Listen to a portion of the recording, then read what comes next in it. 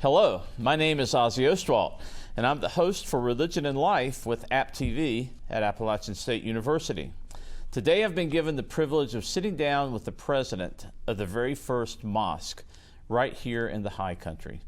Dr. Khurram Tariq joins me today to discuss his community and his experience in the Islamic faith. Welcome, Tariq, I call you. I hope that's okay. Well, thank you for having me, and I appreciate everyone here taking the time out to giving us a chance to really tell our story. Yes, and it is a wonderful story too, and I thank you for taking the time out of your busy schedule to be with us today. I'd like to give you an opportunity just to introduce yourself and tell us who you are and what you do here in the High Country, how long you've been here. So I've been coming to the High Country since 2005. I was a student at UNC Chapel Hill at that time. And I remember them offering a skiing course. And anything that will get me away from studies, I was all for it, right? So I signed up for it, and the rest is history. I fell in love with the place. So many years later, I was in Augusta, Georgia. I had completed my medical training in oncology, and was serving at the VA, taking care of the patients there. And this opportunity came up, and I remember the recruiter talking to me very gingerly about, you know, there is a place called Dr. Tariq, I don't know if you have heard of it, but it's called Boone. It's in North Carolina. She did not know where it was because she was from someplace else in the country. And I said, yes, of course I know that place. I love that place. And so I decided to come. That was back in 2018. I signed up for a position at the local cancer center and started working there in March 2019. In my capacity today, I serve as the director over the oncology service line. I'm also the director over the research department. I also have an adjunct position as a professor of research with Appalachian State University. I'm also the founder of a virtual group of cancer doctors from all over the world, mostly from US. It's called HOPE. That's where we discuss cases and try to collaborate and help anyone that we can. And there are a bunch of other things that I'm involved with. Yeah. It's a really impressive resume, and we thank you for your service to the community and the hospital. That's really great. Well, you know, the most important part for me is being the father of my two little girls. Right. That's what makes me really proud and fulfilled. And the community here, and we will talk about it a little bit more, yeah, was kind enough to make me their president over the Islamic Center of Boone. So that's also something that I've been blessed with to serve in that capacity. Yeah, so let's talk about your role as president of the Islamic Center of Boone. The center just recently moved into a space of its own, and I think it existed before you got the space. But what's your role like as president, and how would you describe the Islamic Center to someone who may not be familiar with a mosque and the role that the mosque plays in the Islamic community? So I have to give you a little bit of history. When I moved here in March of 2019, we had to drive an hour and 45 minutes to get halal meat. It's the kosher version of the Islamic faith, you know, right, that meat. We'll go to High Point, Greensboro, so on and so forth. And the closest Islamic center was about an hour and 20 minutes. So that's the drive we made every Friday. And you know, after a while, it can get a little taxing. So no one knew if there was any other Muslims in the community. And there are so many little tiny events that happened that led to us coming together as a community. Right. So we started meeting in April of 2022. That was the first Ramadan, and that's when we finally came together. And the first day that we met as a community, that was the first time it has ever happened in the High Country. There had been people who have been living here for 15 plus years, and they had tears in their eyes because they had never seen any other Muslim in the community. There was another professor, he works here at ASU. He came to me afterwards and he said his son was 4 or 5 years old at that point. And he said, this is the first time my son has heard the call to prayer, the Islamic call to prayer. Really? So it was a very emotional moment for us. And then afterwards, we as we saw each other, we realized that there are more than a handful of families here in the community, and we wanted to get a place of our own. So we reached out, and we were guided to this building that we are renting at the moment. It's tiny. It's about 400 to 500 square feet for our congregation area. And you have seen that. You've been there before. Yes. But it's something we can call our own, because as you know, Boone is my favorite places of all. I'd rather be here than any other place. I grew up in Cary, but I'd rather be here. I wish we had a little bit more inventory in terms of real estate. Right. And so those are challenges that everyone else faces, and so do we. So now that we have a community, a focal point for the community, I think it has given our community a chance to get together, do socials. Because when I was growing up in Cary, we would get together on weekends. We'll get together on regular U.S. holidays, Thanksgiving. We'll have a halal turkey, and that's the Islamic version of the Thanksgiving, right? Right. You eat turkey just like anyone else, but you have the halal turkey, and we'll get invited. We'll invite other people over, celebrate birthdays, religious activities, cultural activities. So that was missing in our community. But now that we have a Islamic center, we are beginning to do more and more of that. We have had several barbecues and where we are collaborating, and we invite anyone. We have very good terms with the local police department. The police chief, Andy, he has been to our gathering several times with his family as well. Rabbi Alti from the High Country Synagogue, he is a dear friend of mine. We collaborate, we talk to each other on a regular basis. I love his wife's ice cream. She makes very good ice cream, and if you think I've put on a few extra pounds, I think that's probably due to that ice cream. The wife Elizabeth, she's my sister. The local pastor at a church here, Seth Norris, he has been to our gathering. So it's a very open community. It's small, but we know each other, we care for each other, and that's how it has helped define who we are and impacted the lives of ordinary Muslims in this community. So it's interesting that some of the events that I know that you've hosted and that I've been to do have an interfaith quality about it. They're clearly Muslim, but yet there are visitors from other faiths, and I think that's really a nice way to introduce yourself to the community. How many people do you count in the Muslim community in Boone, approximately? So it's a small community, and it's pretty spread out. That's the other thing too. Just a few months ago, a family joined us, and they had been living in the Sugar Mountain area for 8 years. And this is the first time they realized that there was a Islamic community, because we just leased that building that I was referring to in July last year. Right. So this is fairly new. In terms of families, the very first day that we had our congregation at the recent facility back in July 1st of last year, we had about 8 people show up. So it's fairly small. Right. But I feel like the congregation has grown. So now we see anywhere between 20 to 50 individuals. On our socials, we see a lot more because there is more space. Unfortunately, we don't have enough space where we are 400 to 500 square feet. It's a pretty tiny area. Most kitchens are bigger than that. But we are very proud of what we have, and we're looking forward to become self-sustained and increase and expand. All right. So we're in the middle of the Bible Belt, so-called.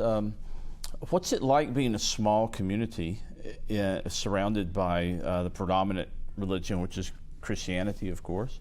What's it like I'm sure that now that you have a space of your own, you feel a greater sense of community, but can you describe what it's like being a small religious and cultural group within a larger setting like Watauga County?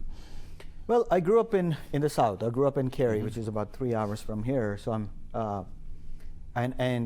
someone who has read the Bible. I had my own Bible, and I'm aware of the Christian values, and And I feel like there is a lot of overlap between Christian, Jewish, and Islamic values.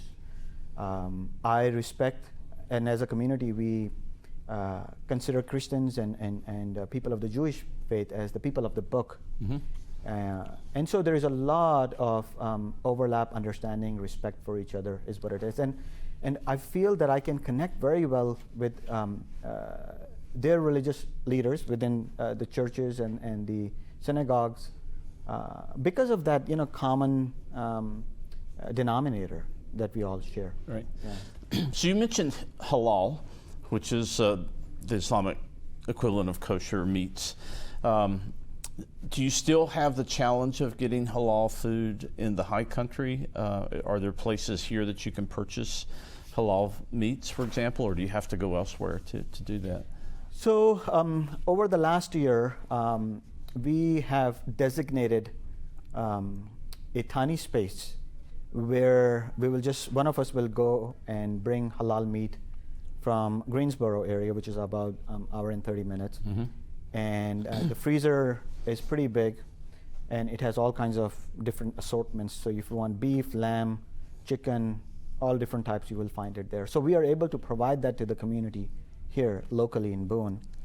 I was able to discuss the situation with the local Indian restaurant as well, Mint. And I've had some wonderful conversations with their managing director over there.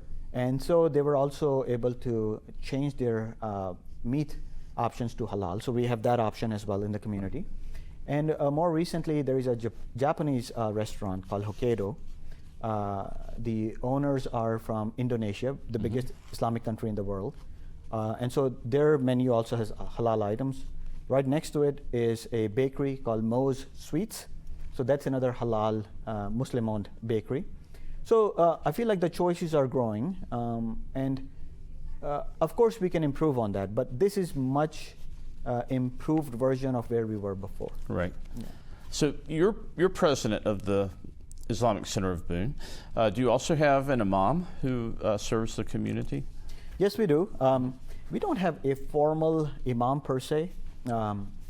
It's because we are a smaller community, but the community started getting together around the same time as when the U.S. forces were withdrawing from Afghanistan. So as they withdrew, they brought some of the families over, and I was approached by a neighbor of mine who worked for the Samaritan Purse, and they introduced me to this family who had recently arrived. And one of the gentlemen in that family has a beautiful voice. So he's our designated person to recite the call of prayer and lead the congregation. We have someone else who's a retired professor from ASU. He usually gives the sermons, but then it's open to anyone. Anyone can come and deliver the sermon. All right. So your main service is Friday afternoon prayers, which you're going to go to immediately following our interview. Could you describe, a lot of our viewers will never have been to a Muslim prayer service. Could you describe what that service is like? Well, to understand the service, you have to step back and look at what the Islamic Center of Boone stands for. It's become a community center for the Islamic community here in the High Country. So generally, you will get there some on time and others a little tardy, like myself. Unfortunately, with the two girls, it's really hard to stay on schedule. But I love my munchkins, absolutely. So the event begins with a social, introduction, and you chit chat, catch up on things, and that's what takes place. And then after that, you will have a sermon. The sermon is led by, as I said, a retired professor from here, generally speaking. It could be anyone. It's in English. Followed by the call to prayer and actually the prayer itself, which is generally speaking in Arabic. And towards the end of it, I will usually come to the podium and just make announcements, make sure everyone is on the same page. If someone needs anything, that we are there for them.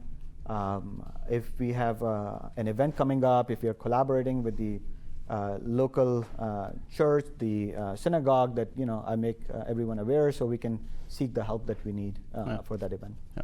So one of the primary duties of a devout Muslim is to give alms or to participate in charity. And I know that one of the organizations that the local community here has partnered with to some extent is a relief organization, ICNA Relief, which I think stands for Islamic Circle of North America. Could you describe a little bit about what that organization does and how you as a local community would plug into their work? Yes, so it goes back to our philosophy of partnering up with local partners, which includes the synagogue, the church, the police department, ASU, and anyone else. I have even reached out to the Samaritan Purse for the same reason, to help the community at large. Mm-hmm. And so in our earlier days, we were approached by a representative from ICNA, the Islamic Circle of North America, and I have their brochure here. So they're a national organization, and they offer a whole host of services, ranging from hunger prevention, back to school, transitional homes for anyone, especially for domestic violence victims, health services, disaster prevention, and so on and so forth. So we have been able to partner with them and provide some of those services to our community, namely back to school. We have children belonging to underserved communities, so we were able to give them back to school supplies. Then hunger prevention, we've been able to provide food items to local families. There is a lot of food insecurity in the high country. Mm-hmm. And then in terms of health services, we just recently had a health fair where anyone and everyone, just like all these other events, were invited, and we offered a health check essentially.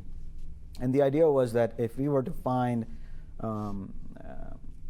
disparities, things that they needed help with, then we would connect them with local clinics for their well-being and for their care. And these services are for anyone in the community, not just the Islamic community, but anyone in the broader community. Absolutely. Yeah. Growing up in Cary and working at the airport for the longest time, so through school and community college before I went to UNC Chapel Hill, I met with a whole host of individuals from all walks of life, and I believe in collaboration, cooperation, and I feel like every human being is important. The dignity of life needs to be cherished, and to that end, I feel that the more the merrier, and we will use all the help that we can get. In just the moment we have left, is there anything that you would like to tell the audience, or relay to the audience about Islam or about your community that you would like for the broader community in Watauga County to know? Well, what I would like to say is the sanctity of human life is sacred throughout all religions, and that's particularly true within the Abrahamic faiths. And that includes Christianity, Judaism, Islam. There are a lot of overlaps. It's in the time of crises, it's in the time of global turbulence that true leadership has the chance to really show itself and pool and bring the community together. I feel that as a global community, we are going through a difficult time. We need to work together. Whether we belong to a particular religious sect or not.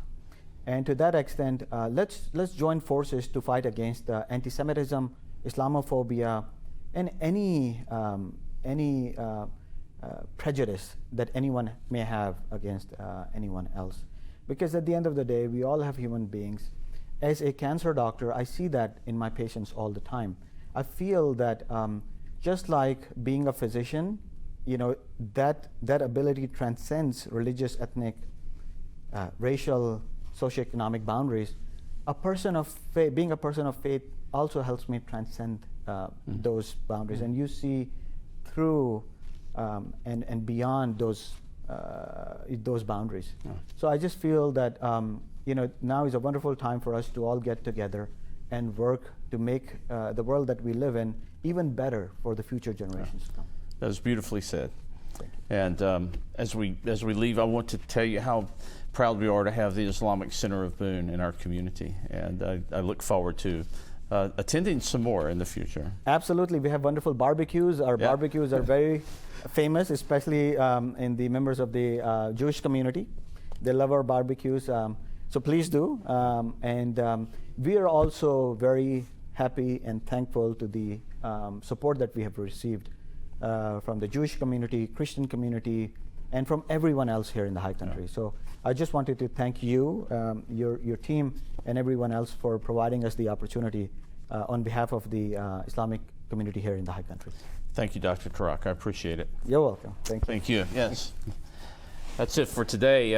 Thank you again for joining us, and thank you, Dr. Tariq. And we'll be back with more programming next week. Until then, this is Ozzie Ostwalt for App TV.